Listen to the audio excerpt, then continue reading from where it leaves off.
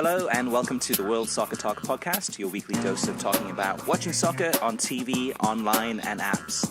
Coming up on episode 34, we discuss our thoughts on how Fox Sports can improve its World Cup coverage, given that we now know what their blueprint is, as well as discussing the coverage of the FIFA Confederations Cup final. Plus, as always, lots of feedback and questions from you listeners, and an opportunity to find out how you can win tickets to El Clasico Miami between Real Madrid and Barcelona coming right up. Kartik, my name is Christopher Harris, aka The Gaffer, and Kartik Krishnaiyer. How are you, sir? I'm doing well, Chris. How are you? Good.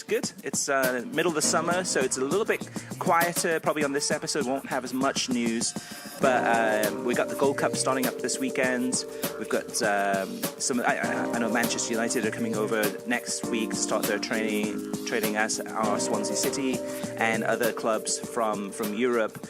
And so before you know it, it'll be International Champions Cup 2 and a whole host of friendlies and pre-season tournaments. So, Kartik, let's kick off by talking about what you've been watching this past week.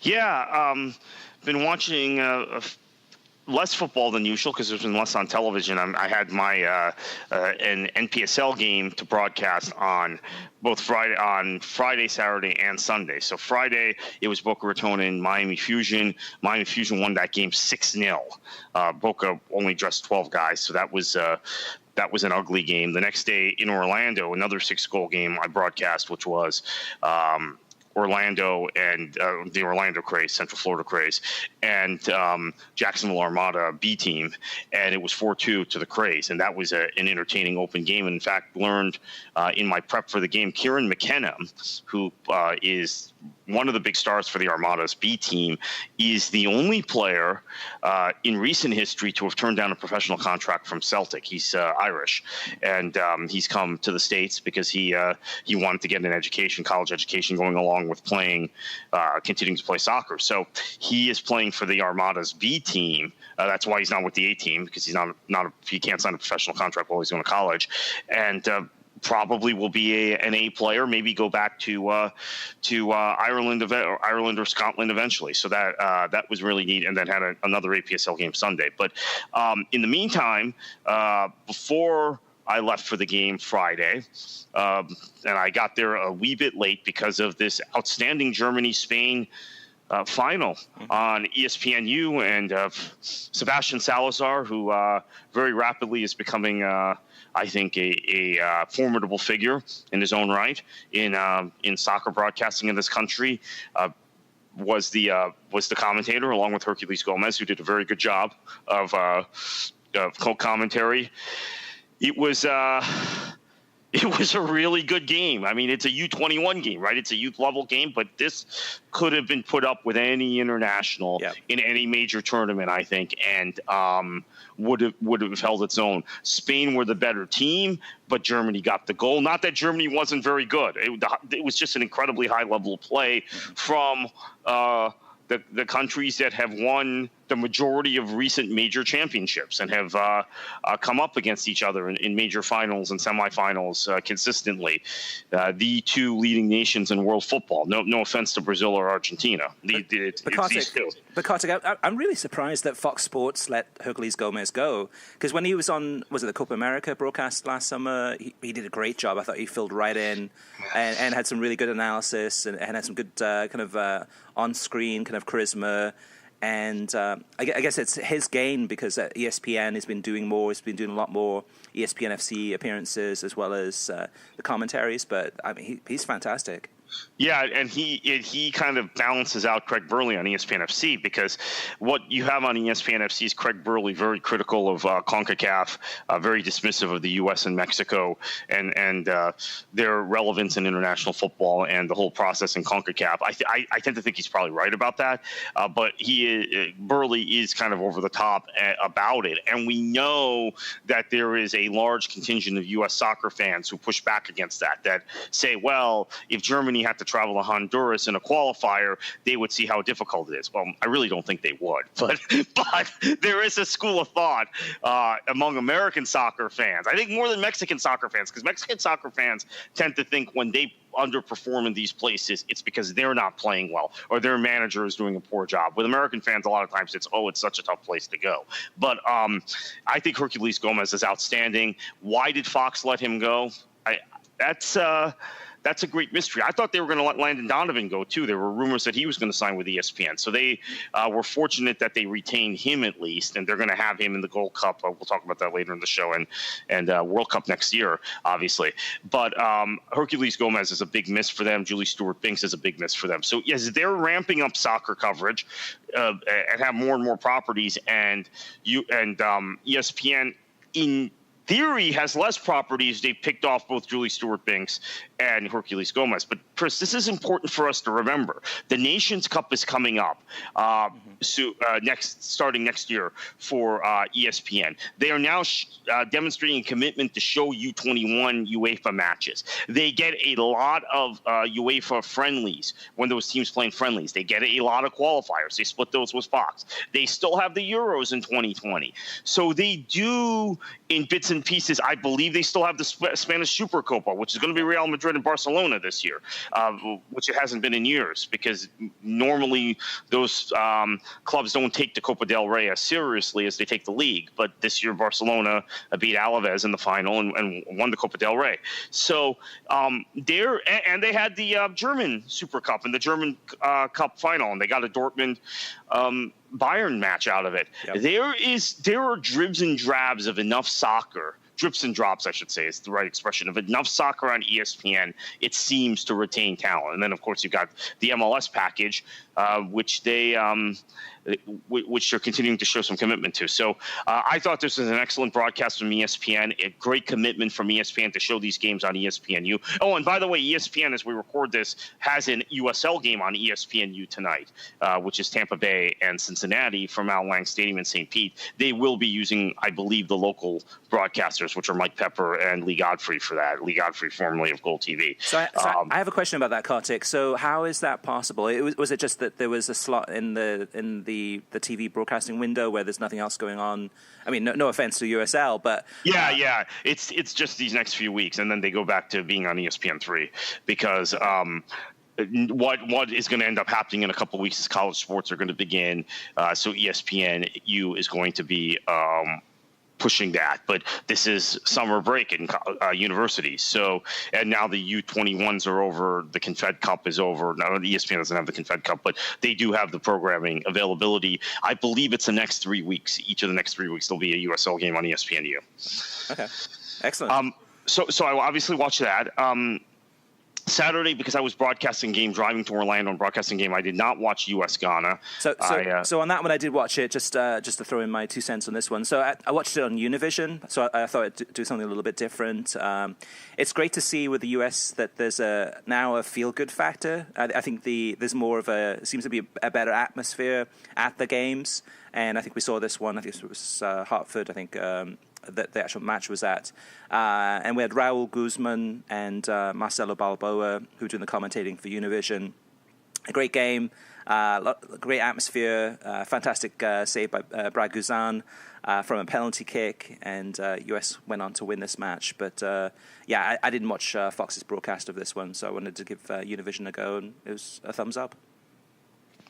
Yeah, fantastic, and that again gives people another option for U.S. games. Okay, we talked a lot about Telemundo and the option they give people during Confed Cup and FIFA tournaments, but this gives people another option for U.S. games. Now, I will admit, I watched the entire U.S.-Mexico game 3 weeks ago, or whatever it was. Now, over a month, I think, on Univision, because I was not. I turned on Fox's pregame coverage, and it wasn't. I didn't get impacted by Rob Stone or Alexi Lalas, as many people do, but it was the loud opening and closing and the hype that comes from Fox's graphics that I'm just not going to do this. It's Univision tonight. So that is a worthwhile option for folks.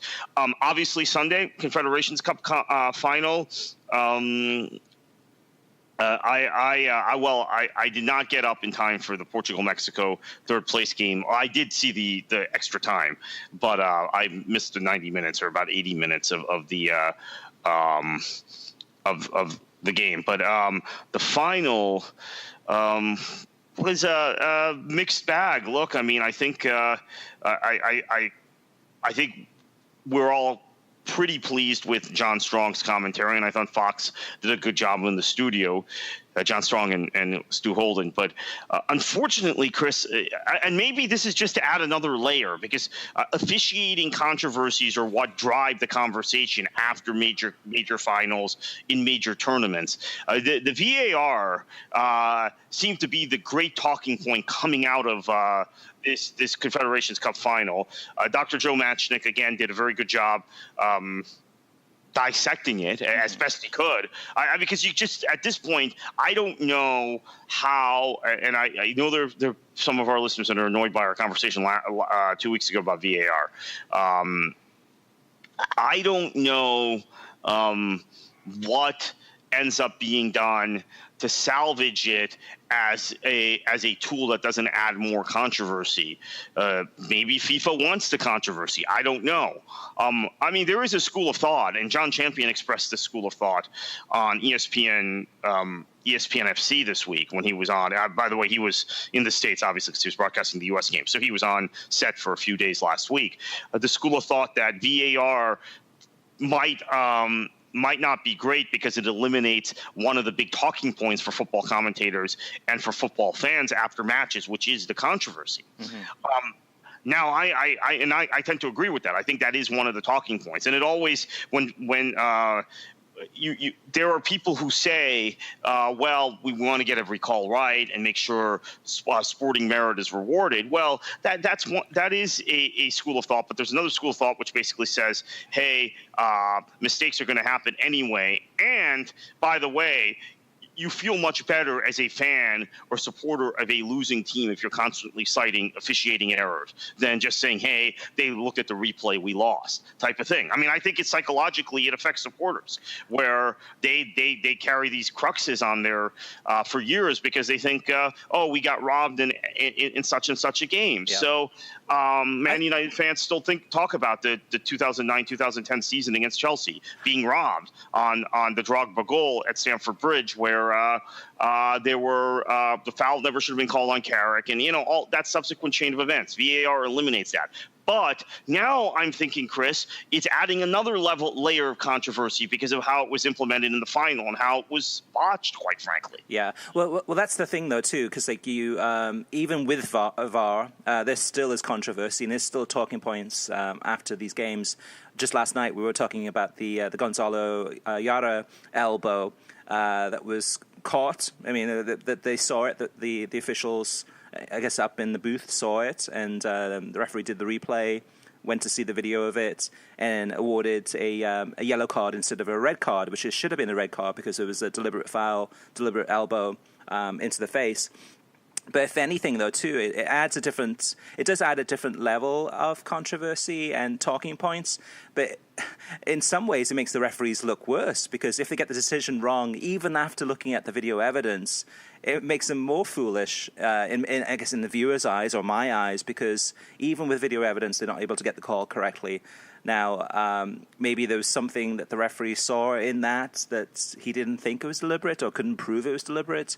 And then that's just one instance, too. There's going to be, many, many more examples. So I think still at the end of the day, I think fans will still feel that they've been cheated and they've been robbed, even after video evidence. Hopefully, FIFA will take a close look at the implementation, as well as the other leagues, too. MLS, the Bundesliga are two top leagues that they're going to be using VAR. I think for MLS, it's going to be at the All-Star game and then thereafter in the Bundesliga for next season. But there's a lot of... I still think it can work. It's just that they have to figure out when to use it. And they have to be careful not to overuse it. And And so I guess that's the gray area right now that we don't know is, okay, what is the exact use of that? Going back to what you said about Dr. Joe Machnick for Fox Sports and kind of that referee analysis, when Dr. Joe was brought onto Fox, like 2-3 years ago, I was like, why are they doing this? This makes no sense, because his level of input during games was just it was breaking up the broadcast. It was really adding very little value. But with VAR, now all of a sudden, we talked about this last week, he's the star of the show. Now all of a sudden, it's a great move. So I guess in hindsight, actually Fox made the right move with this one. But and he's also, as I wrote in my piece about Fox's coverage, he's also become more comfortable on air. I think he was very awkward. Maybe it was because it was of the way they broke in and how rare it was 2 years ago when he started during the Gold Cup in 2015. But I think he has actually gotten much better. And obviously, he's on top of he's the star, because VAR is the big talking point. Before we move on and hear whatever else you watch, I do want to mention on Monday night there was only one soccer game on. I have wanted to watch Reno 1868 all year. Dane Kelly is one of my favorite players in USL. So YouTube, there was a late night game between Reno and LA Galaxy 2. This game was outstanding from the Reno perspective. They won 9-0. Wow. Very rare you see a game like that. So the last 9-0 game I remember was when Miami FC lost to the Carolina Railhawks in 2009, same league, USL, 9-0 up in Cary. So 8 years since that last 9-0 game. And I think there was a Wigan Spurs game. Was that 9-1? That was 9-1. Yeah, White Hart Lane, right? Yeah, and Defoe had 5 goals. So I got to watch Dane Kelly score a few goals, and it was pretty enjoyable, quite frankly. I felt bad for the kids from LA Galaxy too, but it is what it is. So go. Actually, this past few days, I've been watching a lot of Wimbledon, which actually has worked out really well, because there hasn't been hardly any games during the daytime. So just scheduling wise, it's worked out pretty well. So the Germany-Chile final, going on top of what you said, Kartik, this is really a solid broadcast by Fox Sports. They've been really consistent in this Confederations Cup. Yes, there are weaknesses. We'll talk about that more later in the show. But overall, I thought they did really, really well. The part of it that I liked the most was John Strong's ending to this game. And it was probably the last 5 to 10 minutes. But it helped that the game was ending in a really feverish way in terms of end-to-end action. It was really, Chile really went for it in the last 5 to 10 minutes. And his level of announcing in terms of just building up the excitement, minute after minute, getting closer to that final whistle, that was one of the best broadcasts I've heard from John Strong in a very, very long time. And when the final whistle went, it was, for Germany, such a relief. But for the viewers, for the neutrals, it was just a really fantastic commentary by John Strong on that one. One of his best, I think. The only complaint I had for this match in particular was I was watching it at my in-laws. And one of my in-laws joined me probably about, I think, in the second half, the beginning of the second half, and was asking about the game and what was the score and who scored and how did they score. And I said, yeah, don't worry. I said, they'll show a replay of the goal probably at the end of the game. So we were watching the second half. Final whistle goes, hooray. And then I counted how much time it took for Fox from the end of the game to get to a highlight clip of the goal. And it was 35 minutes. 35 minutes. And what they did was, they went through the whole. It was great that they had the trophy celebration and the analysis and the interview with one of the coaches and all of that, and then the commercial breaks and coming back. But it should not take 35 minutes to show just a 5-second clip of the goal that won the game. And in comparison, that was something interesting that ITV did when I was in England this past couple of weeks. That I didn't mention yet, is that whenever there was a break, so for example, at the end of the first half or at the end of the second half, they'd go to a commercial break, they'd come back, and when they came back, they had it was kind of like a montage highlight clip of the goal or the key incident from that half, and They took it from a different angle. They had, I think, different music going on, but it was like seeing the goal or the highlight of a moment again, but from a different perspective, and that was really interesting and kind of a really neat way to bring in a highlight clip, kind of remix it in a way, make it interesting, and still hold your attention even if you had seen it before. And that was something, I think, from Fox Sports' perspective, they have to think about people joining games mid-game. And okay, if you missed it, you don't want to wait 35 minutes to find out how that goal was scored or what the goal looked like. Just rewinding a little bit. So I did watch the third-place game on Sunday morning, the Portugal-Mexico game. And Kartik, this is one of the most entertaining third-place finals I think I've seen in a very, very long time. I mean, usually these games are completely meaningless, and the teams play at half strength. And but this one was one of the best third-place finals I've seen in, I don't know, in years. That's the one match in a World Cup I usually skip. Or if I do watch, I'm just incredibly bored because the players are just seem going through the motions, basically. But in this game, it was a good use of VAR, actually, on this one, because there was it overturned a non-penalty call into a deserved penalty decision. So I thought that was a really good example of VAR being used. On the commentary, it was Jorge Perez Navarro and Kobe Jones again. And Kobe was a little bit better in this one compared to what we talked about last week. Jorge Perez Navarro, I still think he's cheesy.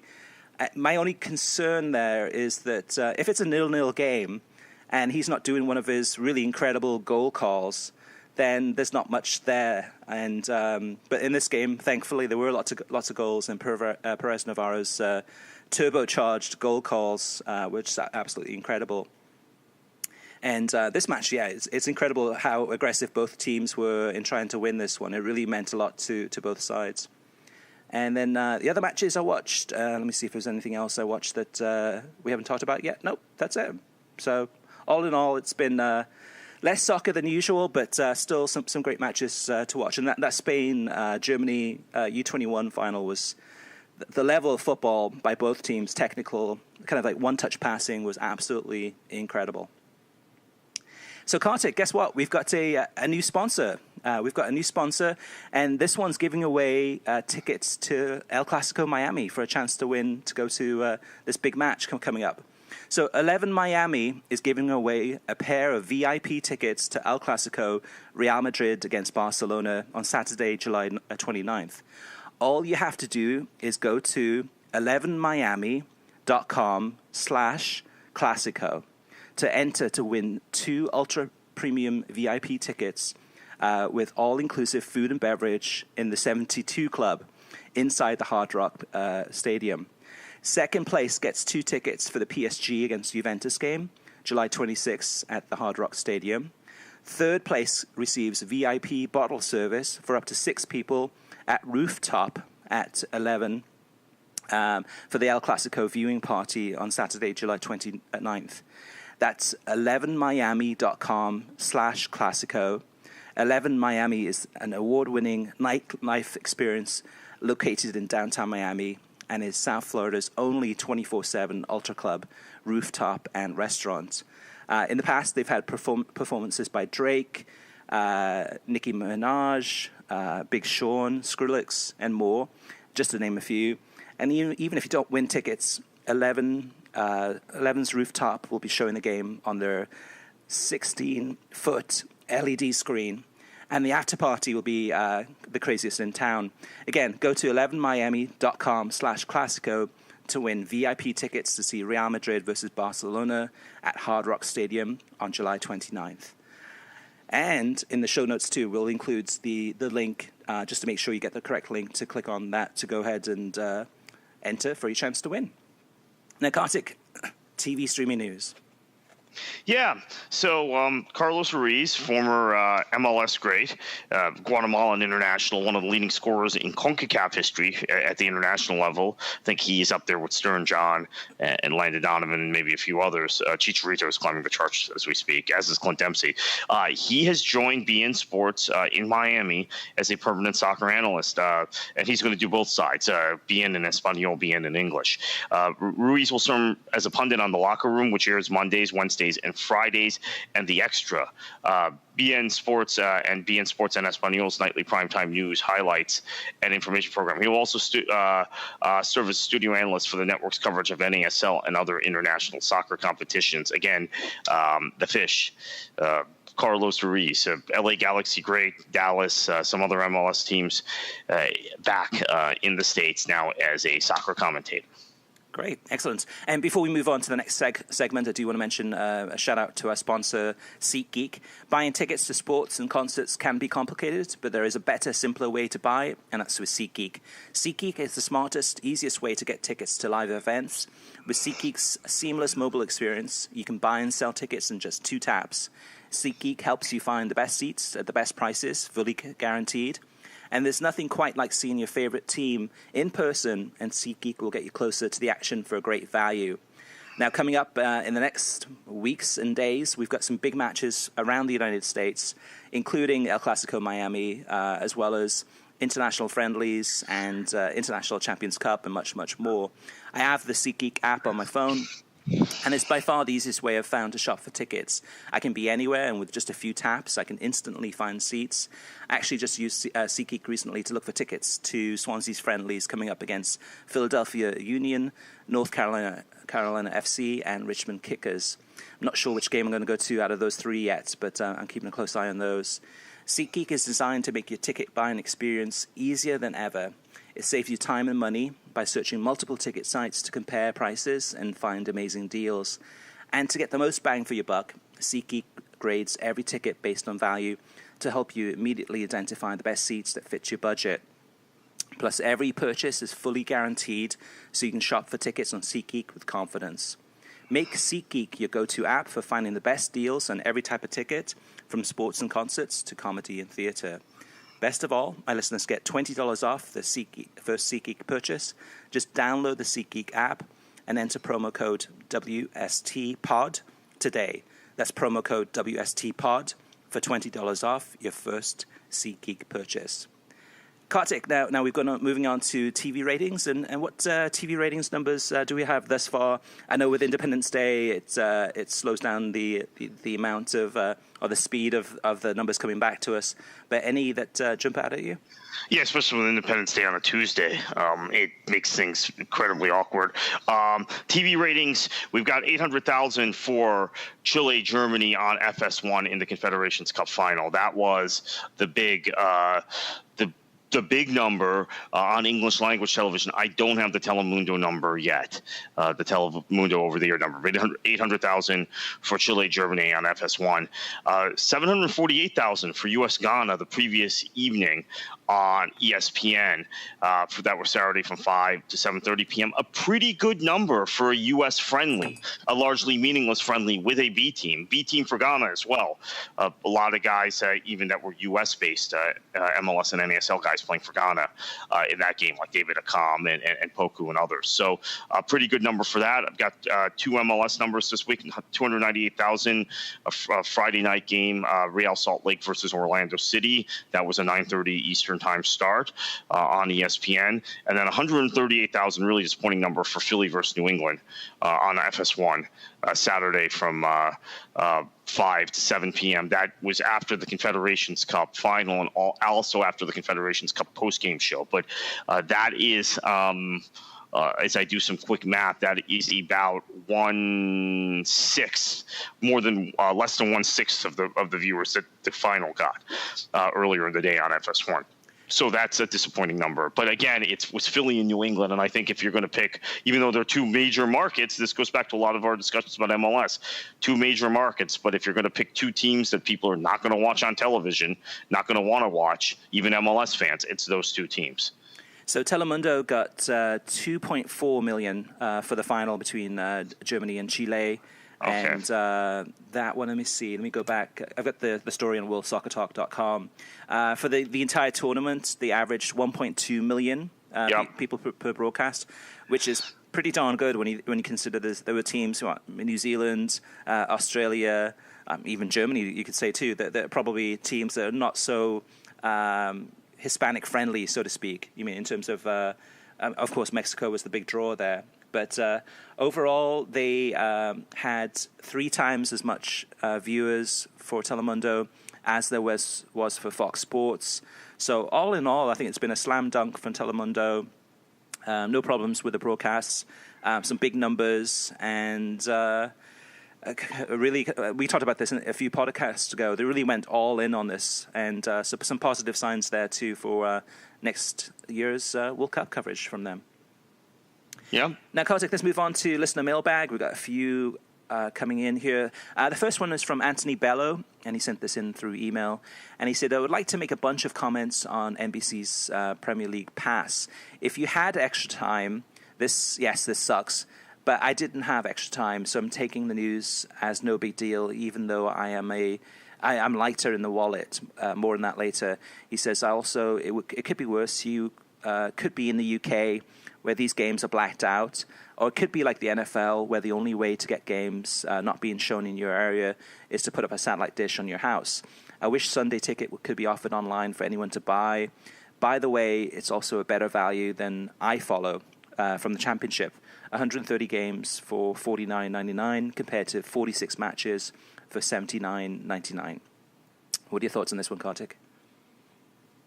Yeah, as far as pay packages, the value is pretty high. But again, NBC, as we've talked about time and again, created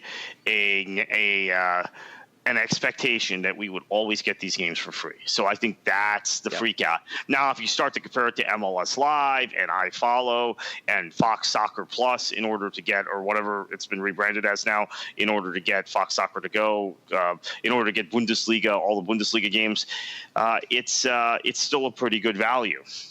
Yeah, I completely agree. Oh, and you get the IMG programming, which, by the way, I was reminded after we did our analysis last week that is a bonus that we have not been getting that in the United States, at least regularly. And that's a bit of a perk, actually. I'm looking forward to that. Yeah, that's the programming from Premier League Productions. The challenge with that, though, too, is that most of us have not seen that coverage, so we don't know what to expect. So I know that on previous cruises I've taken to the Caribbean, I get to see a lot more of the Premier League Productions content. And from what I saw, this is going back now probably about 2 years ago, it was fantastic. They had some really good sit-down shows, they had some interview shows, they had some analysis shows, a lot of things that we never have seen in the United States. I'm presuming that we'll get some of that, as well as some of the other coverage, as well as the news, etc. Again, it's hard to kind of value that when we haven't seen it. So I'm hoping that if NBC does launch this product as scheduled, that they'll at least give us a preview. Give us kind of a 1 week free preview or something like that, so we kind of can sink our teeth into it and see, okay, is this worth the $50 it's going to cost us for the season to get the matches as well as this Premier League Productions coverage that we don't normally get. We'll have to wait and see how that turns out. Also, on the website, I did mention this on this podcast last week, but I do have the listing on the worldsoccertalk.com homepage that gives you an idea of what percentage of your games this coming season will be on Premier League Pass. And for some teams, it's over 60% of the games are going to be on this service. If we're looking at last season's as kind of a comparison, a Stoke City or a West Brom, for example, is probably going to be 50 to 60% of those games are going to be on Premier League Pass. So the next comment from one of our listeners, Kartik, is from the Soccer Heretic on Twitter, and he says, I agree with you about the Fox presentation during Confederations Cup, but having said that, the hypercritical narrative Fox Sports has pushed about Mexico has seemed bitter, opportunistic, and shows a lack of self-awareness. The criticism they have heaped on El Tri are comments and a narrative they would never present with regard to the U.S. men's national team. Now, Kartik, on this one, I completely agree. And this was something that Fernando Fiore especially was during the this is going back to actually even the first group matches that Mexico was playing, that's kind of saying, okay, the pressure is on Mexico, the fans are against them, the media is against them, and it seems that everyone's against them, and Osorio's in trouble, and they really have to go through this tournament and pretty much win it in order to kind of satisfy Mexico, which from the media perspective, I don't know, Kartik, correct me if I'm wrong, but a lot of this is, a media perspective in terms of where the pressure's on, but they're trying to sell newspapers, they're trying to sell attention, and it adds incredible pressure on the coach and the players. And that's something that Mexico has in the past kind of struggled with, really. But I agree with the Soccer Heretic in terms of how critical they were about Mexico, even though Mexico was playing well throughout this tournament for the most part, and they would never do that for the U.S. men's national team. Right. In fact, they would never do that for the men's national team unless it meant criticizing Jurgen Klinsmann, who I believe there was plenty to criticize Klinsmann about his tactics, his squad selection, etc. But he being a non-American born manager, I think prompted a lot of those critiques among the Fox crew and among those who are in the U.S. soccer media aristocracy. I think there was a certain degree of nativism and jingoism, which happens in Mexico also, and even more pronounced in Mexico. Juan Carlos Osorio is a Colombian who spent his formative years learning the sport in the United States and in Liverpool and Manchester. So in England, he's not the classic Mexican coach. So I think Fox was trying to once again play into the narrative of El Tri fans, which is to criticize a foreign coach. Mexico's performances are never good enough, even if they're winning. Mexico thinks they're Argentina. A lot of Mexican fans think they're Argentina or Brazil or Germany or Spain, and they're not. And Fox fell into that. I completely agree with the Soccer Heretic. They don't make these criticisms of the U.S. unless it's of Klinsmann directly. And if it's of Klinsmann, it's a talk of how talented the United States is versus and how poorly the coach is doing. Now, of course, I didn't watch the U.S.-Mexico game on Fox for a reason, and I mentioned that earlier in the show, but when you can only maintain, after years and years and years of soccer development, 25% possession against Mexico, we're not talking about Germany or Spain. I don't think your players or your talent level is that high. But Fox, again, and I want to stress this, Chris, we have complimented Fox throughout this tournament. I've written a very complimentary article about their coverage. I believe so much of their success in this tournament has to do with the United States not being in it. And once the United States re-enters the conversation and re-enters the narrative, it becomes a very jingoistic, over-the-top, hyper-nationalistic broadcast. That's what we've experienced from Fox. That's what we experienced from ESPN in 2006, and it blew up in their face, and they pivoted towards a much more neutral and kind of responsible journalistic stance in 2008 Euros, 2010 World Cup, and onwards. So that's my takeaway. I think Soccer Heretic is spot on, as he usually is. Yeah, on this one too, if you look at the Mexico-Germany semifinal, and yes, Mexico in that game were not at their best by any means, and Germany completely controlled this match. But having said that, though, too, you look at Chile, one of the best teams in the world, and they were unable to overcome Germany too. So Mexico coming in, get knocked out in the semifinal. Is not that bad. I mean, obviously they would have been much better if they'd done better in that game, but they were playing against a very, very difficult Germany team that went on to win it. And we were talking before about VAR and maybe some ideas about how to make it better, perhaps. But here's one great suggestion here from Scott from McAllen, Texas. And he says, from email, he says, after watching Portugal against Mexico, what if each team had 2 coaching challenges per game?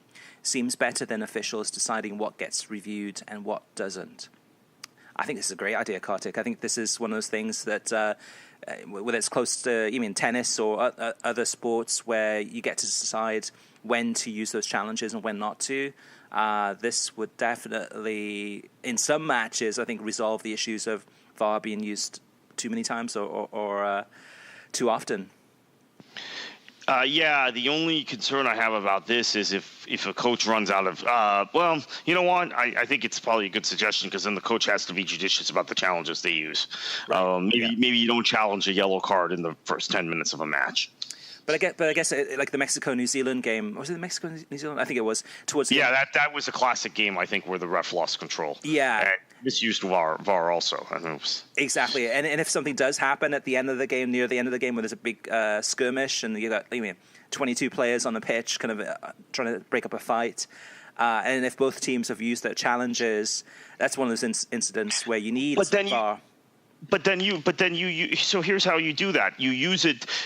Managers use it like they use substitutions, and oftentimes if a guy gets hurt or gets sent off in the 87th minute, 88th minute, the coach has no fallback position. Or you could institute a rule where it's 2 challenges up until the 85th minute, and then after that everything will be.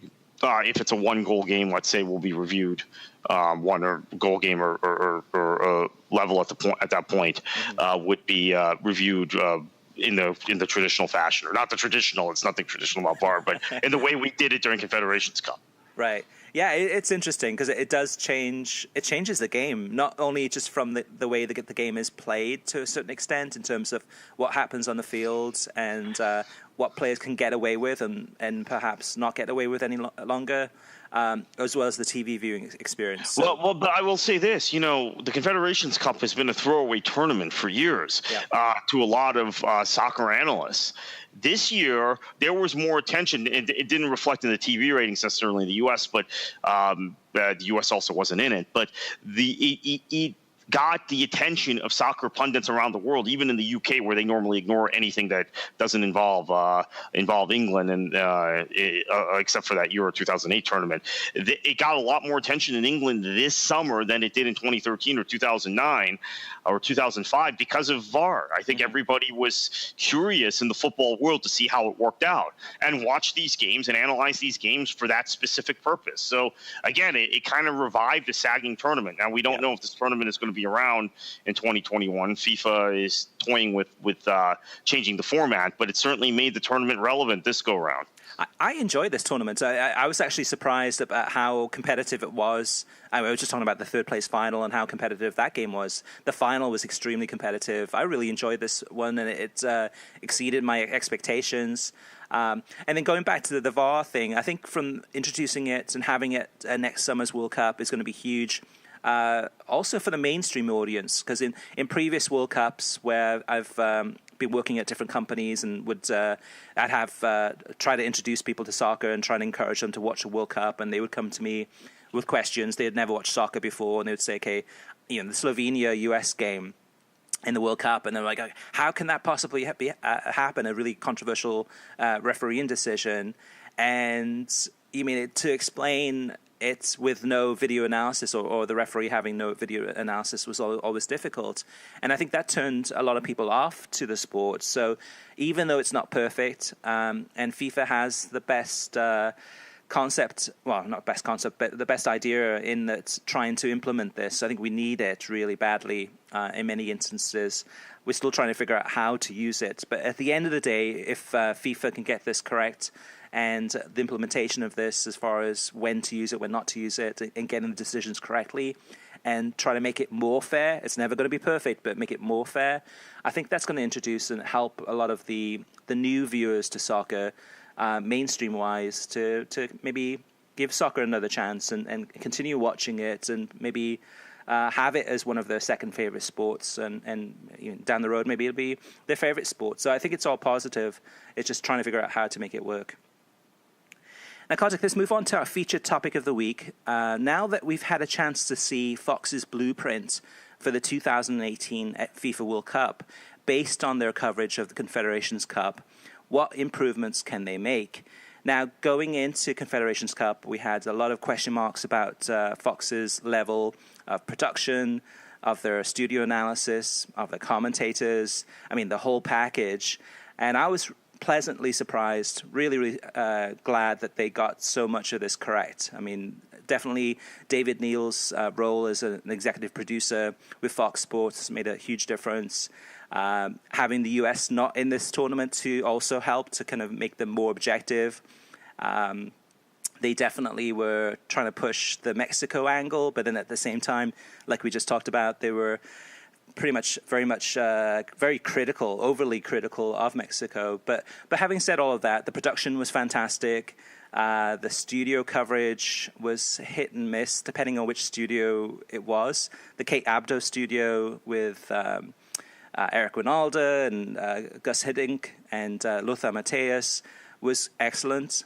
The Matthäus part of it, I wasn't a big fan. I still think his English is pretty bad, and his analysis was nothing incredible. But I know why they have him there. It's just the German angle, also with the Bundesliga having been on Fox. That gives them another opportunity to kind of play up that angle. The studio coverage in LA, that's still got a lot to improve, and we can talk about this in more detail in a minute. But Kartik, what's your thoughts on Fox's coverage and some of the improvements that they can make to make the 2018 FIFA World Cup TV coverage fantastic and the best that they can make it? Well, I think my biggest concern is the rah-rah USA thing, and we know it's coming back because it's Fox, and we know how we're going to see how they handle this Gold Cup, but it is something that I think impacts their entire coverage and their entire narrative of the tournament. And they got away with it in the Women's World Cup, right? Because the U.S. won the tournament, got to the final, beat Japan in the final.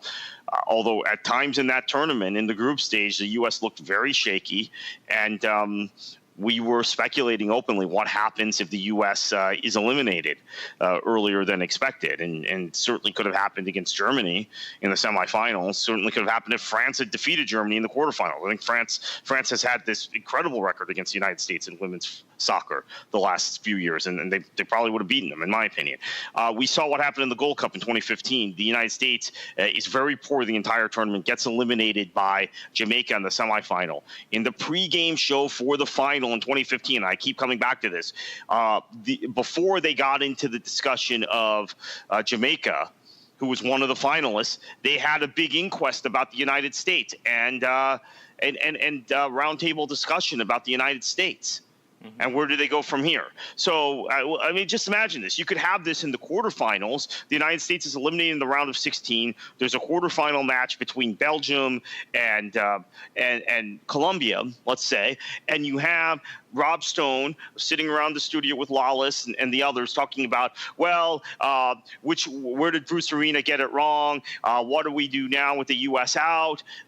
And that is my primary concern for this entire coverage of Fox, that they will return us to ESPN in 2006 and look, a lot of people say, folks complain about the 2006 World Cup because there were American voices doing the commentary. And yes, it was ridiculous that Dave O'Brien was the lead commentator for ESPN over the likes of a Derek Ray, right? I mean, just an absurd decision. But I think so much of it was about the jingoism and the over-the-top nationalism, which had very little place in a broadcast which is supposed to be celebrating all the cultures and all the nations of the world. Now, we've seen some progress, obviously, with this Confederations Cup. We've seen some progress with the documentaries that Fox is going to be putting together next year, the National Geographic features, which were good. So maybe that will be blunted, but that is my biggest concern. Now, as far as commentators are concerned,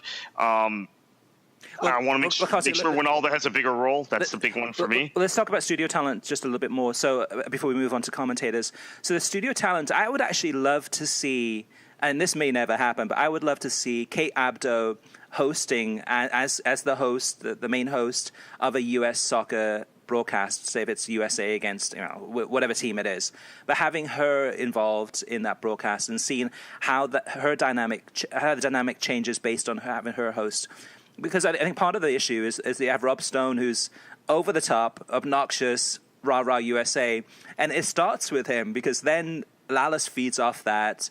Fiore jumps in, and it's a free for all. But if you had a Kate Abdo in the studio, and of course the studio is going to be in Russia next summer, having her host it, I think she's going to ask more thought-provoking questions.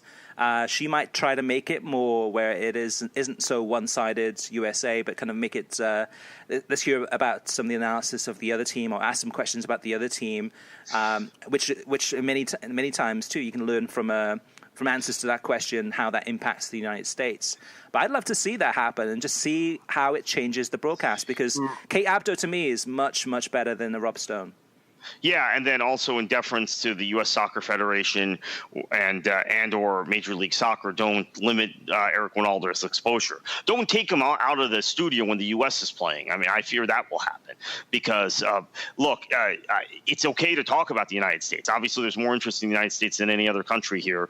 It is a U.S. broadcast, but it's the rah-rah, over-the-top cheerleading that's a problem. If you have Wynalda in U.S. coverage, you have a counterweight. Wynalda has some very valid, from my perspective, and it is a perspective. It is a valid perspective, whether you agree with myself and Eric Wynalda or not. Valid critiques about the U.S. system and the way the U.S. has conducted itself in this sport. Now, if you balance out Rob Stone and Lawless with Wynalda and you let him speak, then it might be a little different. But I sense if Fox goes this rah-rah USA way, Wynalda, you'll see him when Germany plays Austria, but you won't see him in the studio when the U.S. is playing. So. Yeah, Kate Abdo would be a solution. We know they're not going to do that, so hopefully they don't. They will do that in some in secondary studios and maybe the other wraparound programs they have. But we know Rob Stone's going to be in the studio when the U.S. is the talking point. So, but why though? I understand why, but I mean, to me, just mix it up. I mean, Kate Abdo. If anyone's been to checked out her Instagram accounts, but she was it has a couple of videos on there of her speaking Russian fluently, and she picked it up on her trip to Russia. I mean, she's incredibly skilled in terms of speaking German, English, Spanish, Italian. Now probably Russian to a certain extent too, and I'm sure some other languages too. So she's very multilingual. She's a very smart woman. And to me, I mean, you look at Rebecca Lowe and what she's done for NBC's coverage. It could be the same way for Kate Abdo. I mean, to me, Rob Stone, yes, he's been around a long time, and yes, he's put his service in. But why should he get that? But I have to push back on this a little bit, because I think Rob Stone is a soccer guy at heart, even though he is an MLS U.S. soccer homer who has made good and made his an impact now in American sports, in college sports broadcasts. And I remember when Rob Stone was starting out at ESPN. He's from Tampa, and he was just doing soccer stuff and variety soccer stuff, and he eventually pushed his way into college basketball. He was on those ESPN Plus broadcasts, which were syndicated, ESPN produced broadcasts that weren't even on ESPN. Pushed his way through into college basketball and college football, to the point where I think there is some crossover appeal to Rob Stone hosting soccer broadcasts and some credibility for soccer maybe within Fox and within Fox Sports, that Rob Stone has continued to be so committed to the sport, wanting to do as many soccer broadcasts as he could. So I think Rob Stone's presence is important. I wouldn't sideline him completely, but you need to pare back his excesses with the U.S. stuff, because we've saw in this tournament he can be perfectly good. He was much better. Yeah, when there's no U.S. element. And we've seen during Champions League, he can be perfectly good when there's no American playing in a game, right? If it's Juventus and Real Madrid, he's fine. If Borussia Dortmund's playing, it's all about Pulisic. Right, yeah. Exactly. Right. So also in the studio, Arne Friedrich got better as the tournament went on. Yeah. I've seen him previous MLS and Bundesliga when he's been in and out of Los Angeles, and I haven't been terribly impressed, but he got better as the tournament went on. I think Ian Wright, who I think we've knocked a lot in the past for a variety of reasons in a variety of roles, most notably his co-commentary role with Gus Johnson about 4 or 5 years ago on Fox, was very good in studio. That's his niche. That's the funny thing, though, Kartik, too, is that Lee Dixon did one co-commentary, I think, with Gus Johnson, too. So it was the Gus Johnson car crash that I think anyone paired with him. Ronaldo was with Gus Johnson, too. Anyone who was paired with Gus Johnson were made to look bad because Gus Johnson was so poor, and they had to kind of pick up a lot of the ball, essentially. But yeah, students... Right, it's the opposite of what goes on now with John Strong. Exactly. Right, because I think John Strong... Look, Holden did well in this tournament. I'm not convinced by him, but I think when you pair someone with John Strong, genuinely, he gets the best out of them. Yeah, absolutely. And the studio talent, if we look at that, say not in the perspective of the United States playing, but so if it's Germany against Spain or Italy against England, whoever it may be, or Brazil against Uruguay, when it's not the US, I still think that the studio talent, this improvements that can be made there, I don't think those are the best talent available, on the going market in terms of, is that the best that Fox can do? Lallis got better, and I think he got more animated, and I think he kind of saw his role in terms of being more energetic on set. So I think he's fine. Fernando Fiore still brings the comedy aspect of it, which is nice once in a while, but I don't want too much of that. I mean, that's the other thing, Kartik, when you think about it too, is the World Cup is a much bigger tournament. It's a long haul. The Confederations Cup with this one, with it being so short, we got to see some great coverage. But the World Cup is it's an endurance. It's a marathon. It really is. So they will have to bring in more talent anyway to kind of go through the cycles in terms of bringing some people in, like a Brad Friedel or Ali Wagner, getting them more involved in these broadcasts, as well as hopefully some other talent from around the world. And it doesn't have to be from England; it can be anywhere in the world in terms of some big names. And I still think that is, one of the two biggest weaknesses is that studio talent in that studio in Los Angeles, which will be in Russia next year. Is some of those people are just not that good. And there's improvements that can be made there. Yeah, I think you're right about the studio talent. Now, you think about what ESPN did, the last two World Cups and the last two Euros. And maybe even you can go back to Euro 2008, but really 12 and 16 and then 10 and 14, which was bringing in a lot of varied voices into these tournaments, bringing in the Ruud Hullits, the Jurgen Klinsmanns in 10, obviously in 14 he was busy with the U.S. team, the Roberto Martinez's, Julie Foudy, and others that were Alison Bender, etc., that had a unique kind of more globalized perspective on things. And I'm going to miss Julie Foudy. I mean, she's been a part of every major tournament, and if you don't count the Confederations Cup as a major tournament, every major tournament we've had really since World Cup '98, it seems like, and continued to get her during Women's World Cup 2015, because I would change the channel when ESPN had their recap show, and I would watch her and Kate McGrath and others on there. So I think I'm going to miss her, and you need to have those sorts of varied voices and people who can give cultural perspectives also on this event, and I'm hoping Fox does that. I don't know what their plans are for that. You also want someone who's a really good kind of soccer analyst and not just a homer. And Roberto Martinez, for all my critiques of him managing Everton, and I know those who maybe are new to the show don't remember those. I think he was fantastic as a match analyst. I think he'll probably do better as an international manager. He also has a loaded team with Belgium, right? He should do very well. But I think you miss that kind of tactical perspective with the guys Fox has in place now. So they need to go out and try and find maybe a Premier League or Bundesliga coach that is on summer holiday to plug in there, who might be comfortable on air. I don't know who that guy is. Jurgen Klopp? Oh, that would be a dream. I don't know if they'll be that lucky, but well, that's the thing, though, too. I mean, Fox did try to hire Jurgen Klopp after he left Dortmund before he became Liverpool manager. They tried to hire him. I have a source that revealed it to me.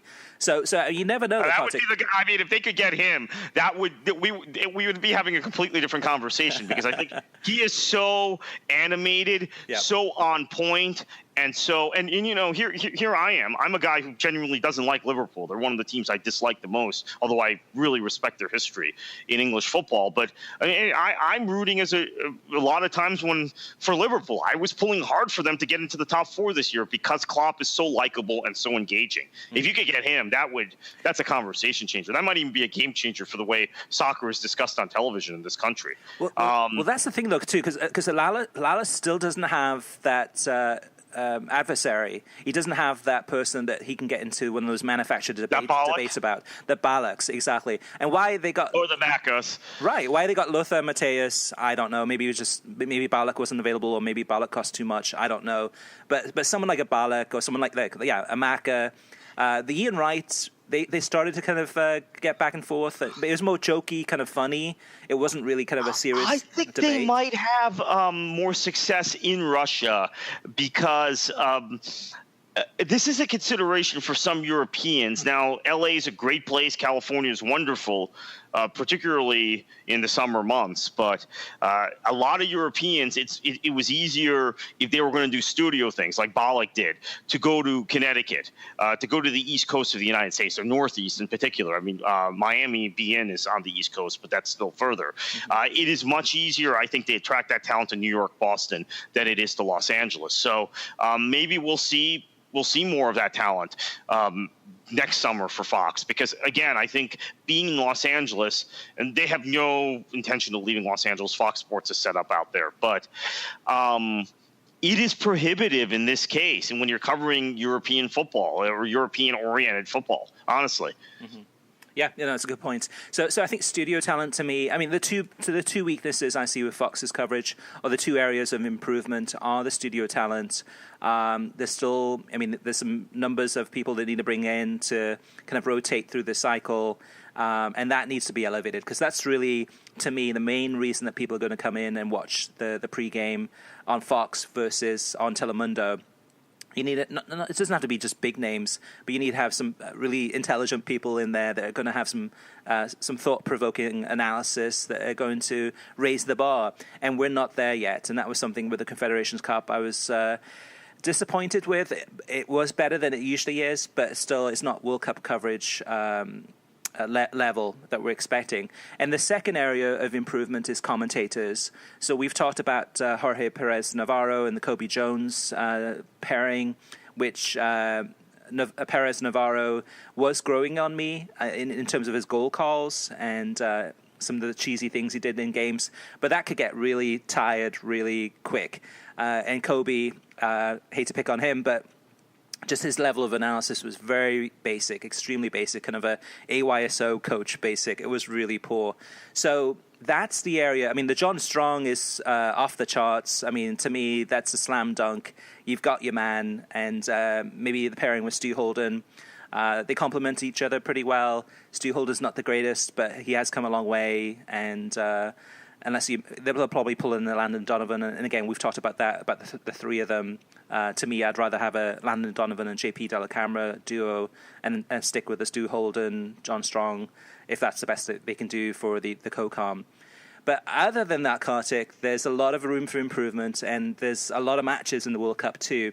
And that's the area that I think that you do need to bring in a Derek Ray, as an example, who's moving to the United States and is going to be doing some work for ESPN this summer in the International Champions Cup. He's going to be covering some of those games, but is looking for a job. I mean, that's somebody who's a world-class commentator, one of the best globally, and he's moving to the US, and he would, I'm sure, love to have a conversation with Fox in that regard.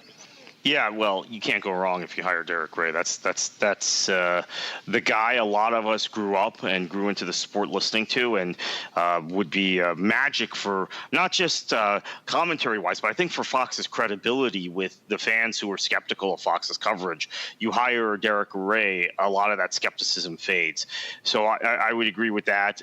I think that they're going to need to elevate their co-commentators. I like Ali Wagner. I hope she has a role. Brad Friedel, I think, needs work. And there is, again, maybe should be an inquest about the inability, we talked about at the beginning of the show, to keep JSB, Julie Stewart-Binks, and Herculez Gomez at the network. They could have been very useful for World Cup coverage. We saw, or we've heard, how well Herculez Gomez did as a co-commentator with on those two U21 games, the two Spain games, Spain-Germany in the final and Spain-Italy in the semifinal, working with Sebastian Salazar, who's another guy maybe Fox could have hired, since they like the idea of American voices. He's a guy they let get away, move from NBC or Comcast over to ESPN, and that's certainly a miss. Salazar is a guy that actually could host the World Cup studio if they had hired him, but they didn't. So yeah, I mean, I think of the guys that are at ESPN FC, and they're all under contract. Shaka, Burley, Nickel. Nickel's not going to leave the Boston area, so that's probably someone they could never have lured to Los Angeles. But I think you've got now the potential, and again, maybe I'm one of the few people doing this, although you'd be surprised. I went to Orlando this weekend to call a game. NPSL game, had a couple guys with me in the car, and we were talking about Craig Burley half the ride and his arguments with Herculez Gomez and ESPN FC. Really hardcore soccer fans. I think a lot of hardcore soccer fans in the country are watching that show, which is why it continues to be aired, right? They haven't canceled the show yet after 4 years. I think there'll be a lot of us who probably turn on ESPN FC's daily show and wait for Dan Thomas and the gang to dissect what's going on in the World Cup next summer, unless Fox ups their game. But we've seen signs that they're capable of moving towards where we want to be this summer. So it's really up to them now. But that option remains. I'm going to throw that out there again. Their option remains for people to turn on ESPN FC, whatever time they air their shows. They might even send Dan Thomas and a couple of the studio guys, Moreno and Burley, whoever else, to Russia for all we know. They go on location for the Champions League final every season. Now, granted, that's only 1 week versus 4 weeks, but who knows? That's the thing, though, too. There are so many names out there that would jump at a chance for an opportunity to broadcast the World Cup. Most of them would be based in probably, South America or Europe in terms of some of the names that are available, or the Middle East. I mean, many of them are working there now. But people like Macca. I mean, is Steve McManaman, is he tied to any broadcaster for the World Cup?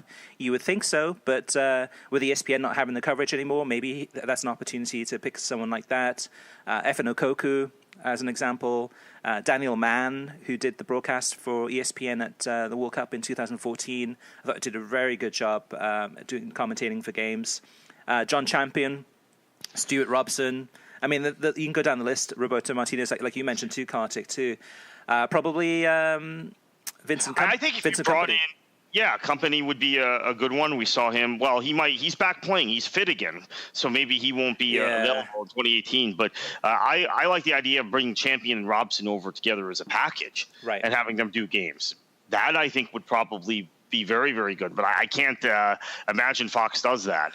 At the same time, though, too, you wonder, like ESPN's coverage. What will ESPN's coverage of the World Cup be? So I know that, for example, Univision, who doesn't have the rights to the World Cup next summer, the Spanish language, Telemundo does. Univision is planning to have the game outside the game. So they're going to be covering the World Cup in micro detail, everything before pre-match, probably halftime, and post-match, but won't have the actual coverage of the games. So does ESPN, what's their level of coverage for the World Cup? They're going to, as I said, I think they're going to put some emphasis on ESPN FC, the show, and I don't know if they're going to send the crew to Russia for the entire tournament.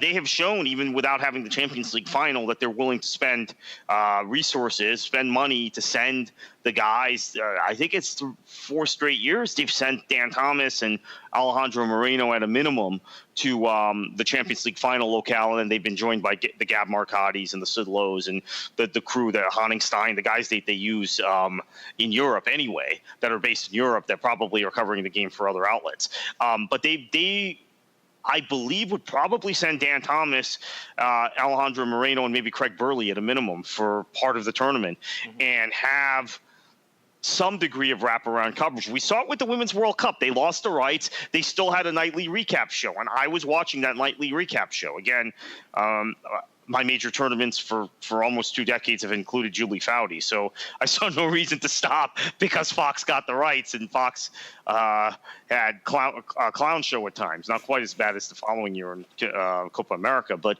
I think that is, again, an option for viewers outside who are hardcore soccer fans looking outside the box, that they will watch Univision, they will watch ESPN, also because of familiarity, comfort with the guys that they have in studio. And I think it's worth noting at this point, and knock on wood, we've still got a year to go, ESPN's massive layoffs in terms of written talent and studio talent have only affected soccer slightly. Doug McIntyre was laid off. He's very, very good writer, and we're going to miss him at ESPN FC. But most of their talent, knock on wood, has been retained. And we've seen them hire the likes of JSB, Seb Salazar, and Hercules Gomez in the last 9 months, and really improve their output.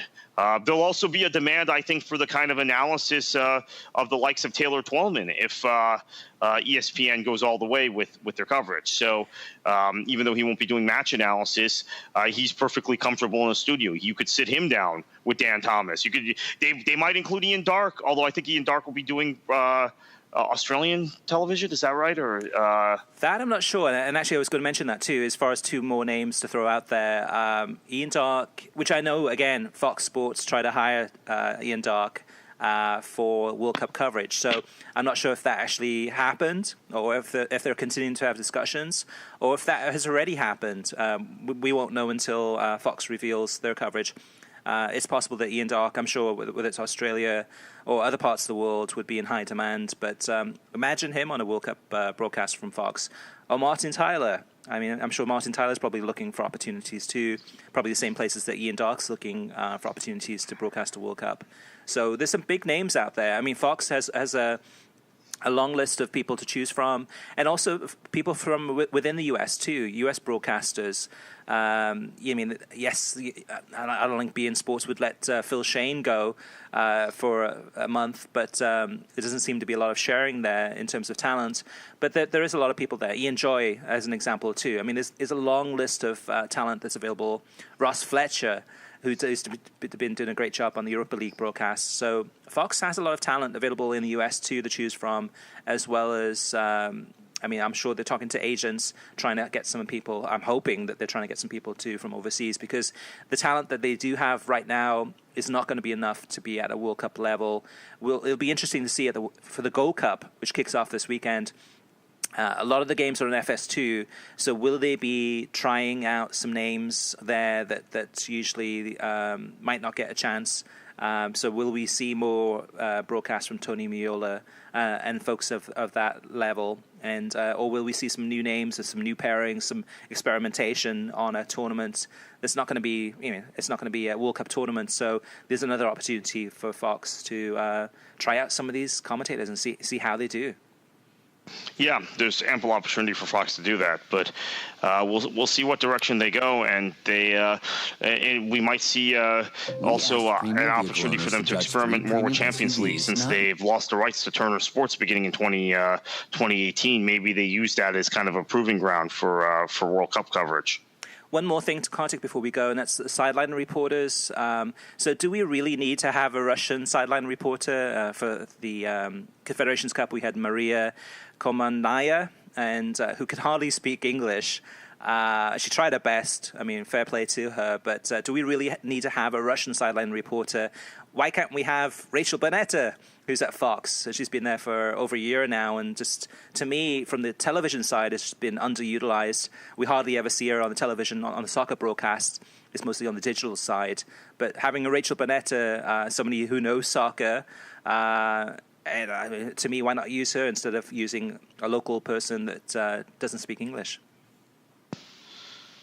Yeah, that's a very valid point. I mean, Rachel Bonnetta versus her, I don't think there's much of a comparison, but maybe this was an audition. And look, ESPN did some awkward things with Confederations Cups in 2009 and 2013 also. So I think it is a proving run. Yeah, it is a proving run. It's an experiment, and we'll see if Fox similarly learns from that and adjusts their coverage. I mean, if you look at Confederations Cup 2009 versus World Cup 2010, the difference was unbelievable in ESPN's coverage. Now, part of that was the John Skipper effect and going out and hiring Jurgen Klinsmann and Ruud Gullit and Roberto Martinez and Michael Ballack and bringing the big names, the big guns from the general sports side, Mike Tirico and Chris Fowler over, and Bob Lee back to soccer. He had been out for a little bit. That was 2010. In 2013, you saw kind of a dialing back of that with the Confederations Cup. Bob Lee was still there, but some clunky studio analysis. You did have Ian Dark and Macca calling the games, but 2014 it was the level was raised once again, and we got Derek Ray also 2014 back calling games. So that was. And that was with ESPN losing the FIFA rights. They went that extra mile. I have a feeling Fox might surprise us. I hope so. But my biggest concern goes back to the initial thing, which is the rah rah USA thing. Yeah, and my concerns are mostly about the studio talent and the commentators, which has been kind of a trend for Fox Sports for many years, not being able to get those two areas right. They've come a long way. They've made improvements in those two areas, but I still think that they can raise the bar and hit bigger heights because, again, we're comparing it to ESPN and what ESPN has done. ESPN was off the charts good for the last two World Cups, but Fox still has a long way to go, even though they've made significant improvements just in the last 12 months. So, Kartik, where can listeners find you on the internet if they want to talk to you about whether it's soccer, politics, or lower division football? You can find me at KKFLA737 on Twitter. All right, so thanks for listening. You can get a new episode of the World Soccer Talk podcast every Thursday or sometimes Friday. Every episode is released on SoundCloud, YouTube, Stitcher, iTunes, Audio Boom, and WorldSoccerTalk.com. If you like the show, share it with our friends and on social media and give us a review. And Kartik, what should they do? Enjoy your football.